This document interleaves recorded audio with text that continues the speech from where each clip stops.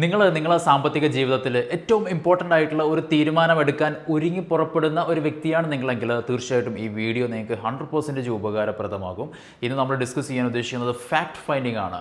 എന്താണ് fact finding എന്നാണ് ഉദ്ദേശിക്കുന്നത്? എന്തിനാണ് നമ്മൾ ജീവിതത്തിൽ ഒരു ഫിനാൻഷ്യൽ ഡിസിഷൻ എടുക്കുന്നതിന് മുന്നോടിയായിട്ട് ഫാക്ട് ഫൈൻഡിംഗ് ചെയ്യേണ്ടതിൻ്റെ ആവശ്യകത എന്താണ്, ഇതിൻ്റെ പ്രാധാന്യം എന്താണ്, ഫാക്ട് ഫൈൻഡിംഗ് ചെയ്യുന്നതിന് മുന്നോടിയായിട്ട് പരിഗണിക്കേണ്ട പ്രധാനപ്പെട്ട കാര്യങ്ങൾ എന്തൊക്കെയാണ് തുടങ്ങിയിട്ടുള്ള വിഷയങ്ങളാണ് ഇന്നത്തെ വീഡിയോയിലൂടെ നമ്മൾ ഡിസ്കസ് ചെയ്യാൻ ഉദ്ദേശിക്കുന്നത്.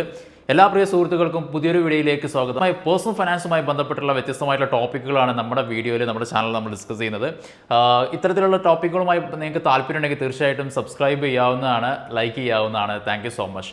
സോ എന്താണ് ഫാക്ട് ഫൈൻഡിംഗ് എന്ന് പറഞ്ഞാൽ? ഫാക്ട് ഫൈൻഡിംഗ് എന്ന് പറയുന്നത് collecting information about the client financial situation എന്നുള്ളതാണ്. ഗ്യാതറിങ് ഇൻഫർമേഷൻ, ക്ലയൻറ്റിൻ്റെ ഫൈനാൻഷ്യൽ സിറ്റുവേഷനുമായി ബന്ധപ്പെട്ടുള്ള എല്ലാ ഇൻഫോർമേഷൻസും കളക്ട് ചെയ്യാം.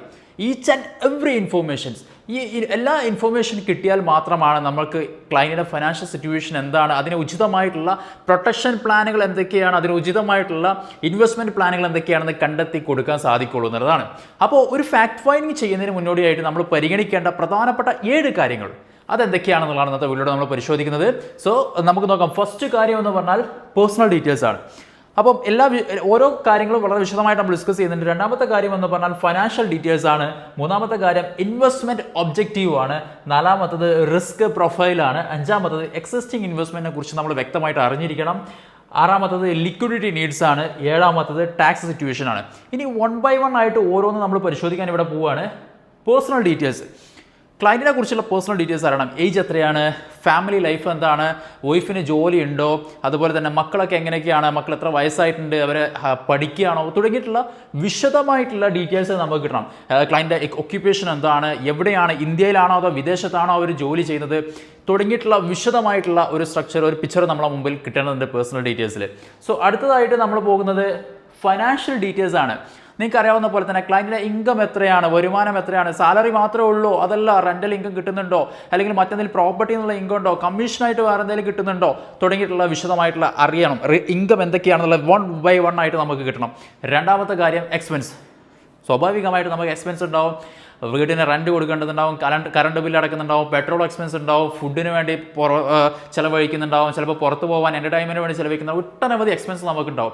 എക്സ്പെൻസുകൾ എന്തൊക്കെയാണ്, ഇൻകം എന്തൊക്കെയാണ്, ഇത് വളരെ വ്യക്തമായിട്ട് നമുക്ക് കിട്ടണം.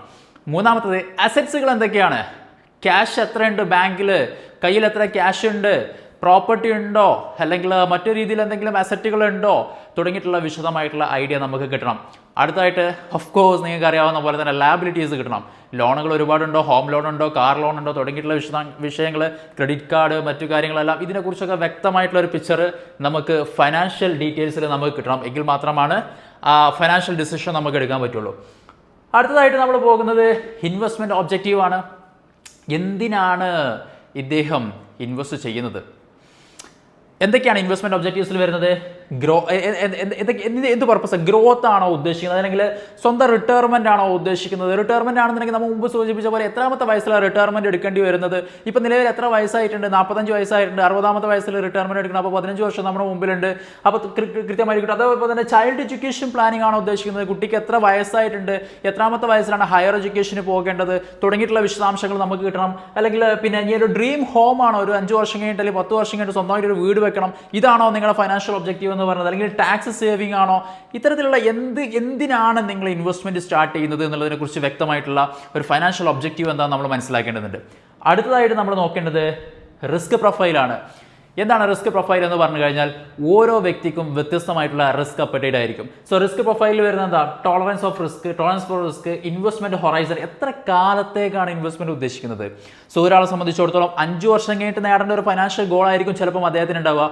ചിലപ്പോൾ മറ്റൊരു വ്യക്തിയെ സംബന്ധിച്ചിടത്തോളം അദ്ദേഹത്തിന് ചെറിയ കുട്ടിയായിരിക്കും, ഒരു 5 വയസ്സായിട്ടുണ്ടാവുള്ളൂ. അദ്ദേഹത്തെ ആ കുട്ടിയുടെ ഹയർ എഡ്യൂക്കേഷൻ വരുന്നത് ചിലപ്പോൾ 20ാമത്തെ വയസ്സിലായിരിക്കും. അപ്പോൾ 15 വർഷം നമ്മുടെ മുമ്പിൽ ഉണ്ടാവാം. സോ വ്യത്യസ്തമാണ്, ടൈം ഹൊറൈസൺ വ്യത്യസ്തമാണ്. സോ അടുത്തതായിട്ട് പാസ്റ്റ് എക്സ്പീരിയൻസ്, ഇതിന് മുന്നേ എന്തെങ്കിലുമൊക്കെ ഇൻവെസ്റ്റ് ചെയ്തിട്ടുണ്ടോ? മ്യൂച്വൽ ഫണ്ടിൽ ചിലപ്പോൾ ഇൻവെസ്റ്റ്മെൻറ്റ് SIP ചെയ്തുകൊണ്ട് വരുന്നുണ്ടാവാം, അല്ലെങ്കിൽ ഇക്വിറ്റിയിൽ സ്റ്റോക്കുകൾ ഇൻവെസ്റ്റ് ചെയ്യുന്നുണ്ടാവാം, അല്ലെങ്കിൽ റിയൽ എസ്റ്റേറ്റിൽ ഇൻവെസ്റ്റ് ചെയ്തിട്ടുണ്ടാവാം. എന്താണ് ഇൻവെസ്റ്റ്മെൻറ്റുമായി ബന്ധപ്പെട്ടുള്ള പാസ്റ്റ് എക്സ്പീരിയൻസ്? ഇതും വളരെ വ്യക്തമായിട്ട് നമുക്ക് മനസ്സിലാക്കാൻ സാധിക്കണം. അടുത്തായി നമ്മൾ പോകുന്നത് എക്സിസ്റ്റിംഗ് ഇൻവെസ്റ്റ്മെൻ്റ് ആണ്. മുമ്പ് സൂചിപ്പിച്ച പോലെ തന്നെ എവിടേക്കാണ് ഇൻവെസ്റ്റ്മെൻറ്റ് ഉള്ളത്? ചിലപ്പം ടാറ്റ മോട്ടോഴ്സിൻ്റെ കുറച്ച് സ്റ്റോക്കുകളൊക്കെ വാങ്ങിയിട്ടുണ്ടാവാം, ചിലപ്പം അല്ലെങ്കിൽ മ്യൂച്വൽ ഫണ്ടിൽ കുറച്ച് മിഡ് ക്യാപ്പും സ്മോൾ ക്യാപ്പും അല്ലെങ്കിൽ ഫ്ലക്സി ക്യാപ്പും ഇൻഡെക്സ് ഫണ്ടോ ഇതൊക്കെ വാങ്ങിയിട്ടുണ്ടോ, അല്ലെങ്കിൽ യൂണിറ്റ് പ്ലാനുകളോ ഏതെങ്കിലും ഒക്കെ ഉണ്ടോ, അല്ലെങ്കിൽ റിയൽ എസ്റ്റേറ്റിലൊക്കെ എവിടെയെങ്കിലും ഇൻവെസ്റ്റ് ചെയ്തിട്ടുണ്ടോ, ഇതിനെക്കുറിച്ചുള്ള വ്യക്തമായിട്ടുള്ള ഒരു പിക്ചർ നമ്മുടെ മുമ്പിൽ തെളിയേണ്ടതുണ്ട്. അടുത്തായിട്ട് നമ്മൾ പോകുന്നത് ലിക്വിഡിറ്റി നീഡ്സ് ആണ്.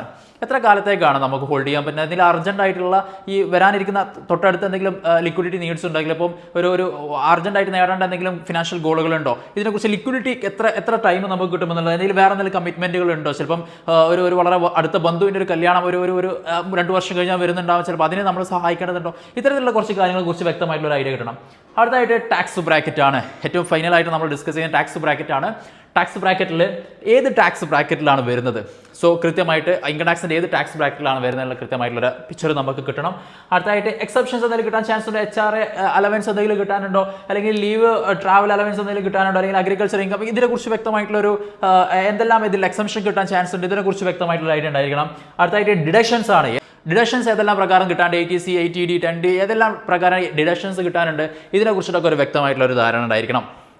ഇത് ഏതൊരു ഇൻവെസ്റ്റ്മെൻറ്റ്, ഏതൊരു പ്രൊട്ടക്ഷൻ പ്ലാനും, ഹെൽത്ത് ഇൻഷുറൻസ് ആയിക്കോട്ടെ, ടേം ഇൻഷുറൻസ് ആയിക്കോട്ടെ, ക്രിട്ടിക്കൽ ഇൽനെസ് ആയിക്കോട്ടെ, ഇൻവെസ്റ്റ്മെൻറ്റിലേക്ക് വരുന്ന സമയത്ത് മ്യൂച്വൽ ഫണ്ട് ആയിക്കോട്ടെ, സ്റ്റോക്ക് ആയിക്കോട്ടെ, റിയൽ എസ്റ്റേറ്റ് ആയിക്കോട്ടെ, ബോണ്ട് ആയിക്കോട്ടെ, ഡിബെഞ്ചർ ആയിക്കോട്ടെ, ഏതോ ആയിക്കോട്ടെ, നിങ്ങൾ വ്യക്തമായിട്ട് സെൽഫായിട്ട് ചെയ്യാൻ പറ്റുമെങ്കിൽ അത്രയും നല്ലത്, നിങ്ങൾക്ക് ഇത് ചെയ്തിരിക്കണം. അല്ലെങ്കിൽ ഒരു എക്സ്പേർട്ടായിട്ടുള്ള ഒരു ഫിനാൻഷ്യൽ പ്ലാനറുടെ സഹായത്തോട് കൂടിയിട്ട് ഒരു ഫാക്ട് ഫൈൻഡ് ജീവിതത്തിൽ ഒരിക്കലെങ്കിലും ചെയ്തിരിക്കണം, അറ്റ്ലീസ്റ്റ് ഒരിക്കലെങ്കിലും ചെയ്തിരിക്കണം. കൺസിസ്റ്റൻ്റ് ഇത് ചെയ്യേണ്ടതുണ്ട്.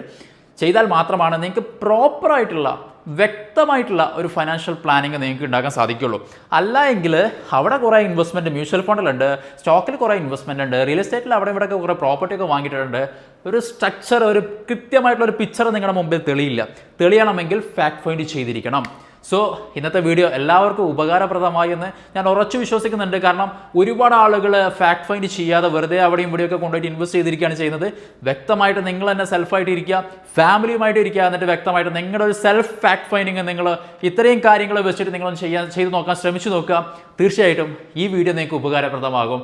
ഇത് ഉപകാരപ്രദമാകുമെങ്കിൽ നിങ്ങൾക്ക് അറിയുന്ന ആളുകൾക്ക് ഇത് ഷെയർ ചെയ്ത് കൊടുക്കാവുന്നതാണ്. Thank you so much for watching this video. അടുത്ത വീഡിയോയിൽ പുതിയൊരു കണ്ടന്റുമായി വരുന്നവരെ സൈനിങ് ഓഫ്. Thank you.